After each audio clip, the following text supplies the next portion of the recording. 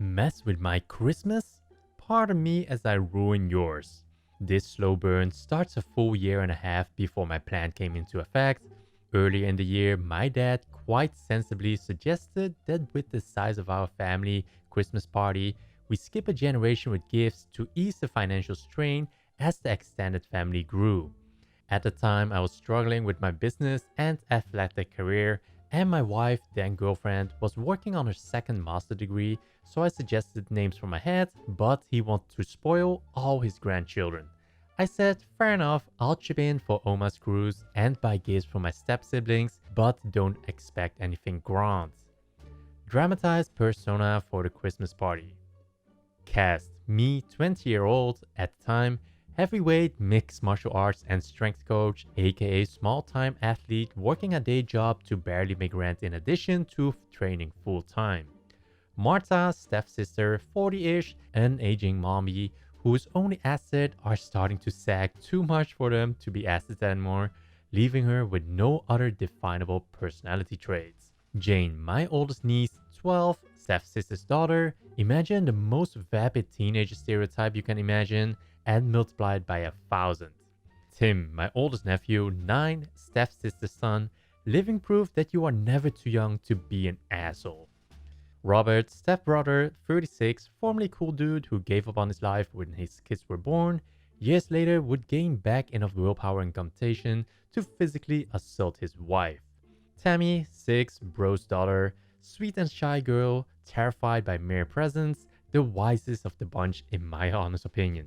Bubba, 7, bro's son, a generally nice kid who at this time was partway into evolving into an asshole after being constantly told to look up to and emulate Thing 2. Tammy has brought a Nintendo DS and all the kids are struggling to see play it together, so I foolishly offered to loan them mine to lighten the load. Tammy agrees to share with Jane and Bubba agrees to share with Tim. Having stupidly deprived myself of my means to escape social obligations, I go to the living room to acquire that much older cure for not wanting to deal with other people: alcohol. Not even having had the time to pour a dram, my trained ear picks up from the kids' room to unmistakably sound of one human being pummeling another. I politely suggest to Robert that he might want to go have a look, but brother hasn't given two shits about anything in about 7 years, so he waved it off and I go to investigate. I walk in to see that Tim may be an asshole but is not untalented and is managing to strike, shove into a wall and kick Bubba all at the same time, while attempting to play my DS with his other hand, having decided his turn began the moment I left the room. Jane has simply wrested the DS from Tammy, who is now sitting in the corner crying. I shout for Martha, informing her that if she doesn't get in here to break things up before I count to 10, I would have a stern conversation with them. She turns up and separates the kids and retrieves my DS. Instead of giving Tim a lesson on sharing and not hitting people, she proceeds to berate Bubba, the kid who was beaten, for not simply giving up the DS to a little piece of shit and making her son look bad. Jane simply lets out a teenage sigh for the ages and tosses the other DS into the crying Tammy. I then excuse myself from the party, thanking whatever gods may be that I don't have to provide gifts for any of those little shitwits. 6 months later, my firm belief in atheism is confirmed as brother calls me and this conversation ensues. Robert: hey OP, while I really appreciate the gifts last year, you should really get something for the kids this year instead. Christmas is all about the children after all. Me: no, I turn up to chat with you and Dad and Oma. I really don't give two shits about the kids. Robert: that's a mean thing to say about my kids. Don't you care about them? Well, you cared about them so much that at the last party, you couldn't be bothered to break up a fight where your son was being beaten bloody. Robert: Tim is a good kid. Martha said he just had a bad day. Well, he was literally beating your child. You didn't put pics on social media for a week because of the bruises. If Tim were an adult and had that kind of a bad day, I would have had a stern conversation with him and convinced him peacefully to lay on the floor until the police arrived. Well, Stepsis and I were talking, and we think you should buy stuff for the kids next year instead of us.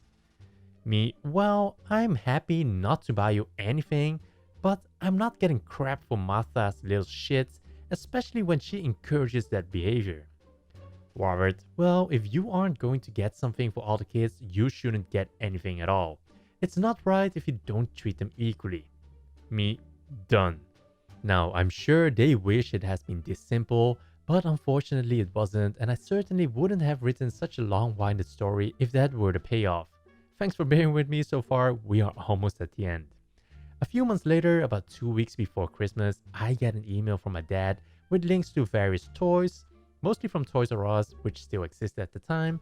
When I call him back to ask what that's all about, this conversation ensues. Me, hey, what's up? I got your email. What's that all about? Dad, those are gifts for the kids for Christmas. Me, that's cool if you're getting them, Dad. I will see them when the kids open them. Dad, no, that's for you to get them. Me, I don't buy for that generation, remember? And I already sent you my contribution to Oma's cruise. Dad, you need to get stuff for the kids. Don't you want them to look up to you as an uncle?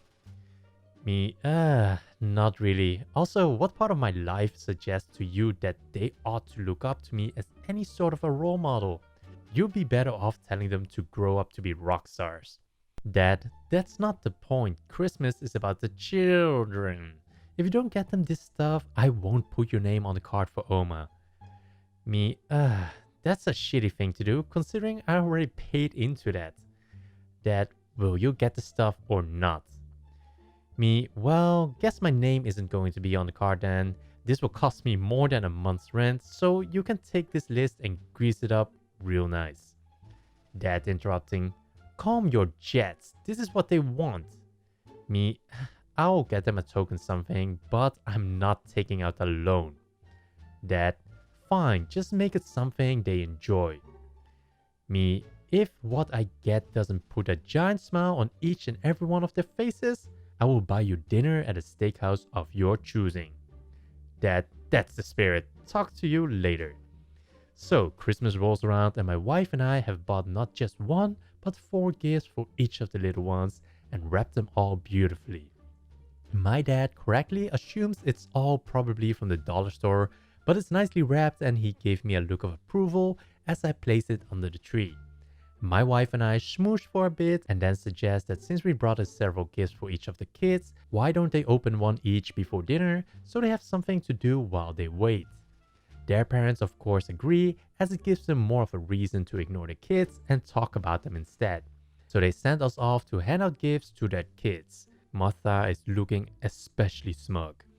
As they begin to unwrap them, I prepare the camera as my wife goes for our coats. And I stick around just long enough to immortalize on film the big shit-eating grin on each of the kids' faces as they see what their gift is.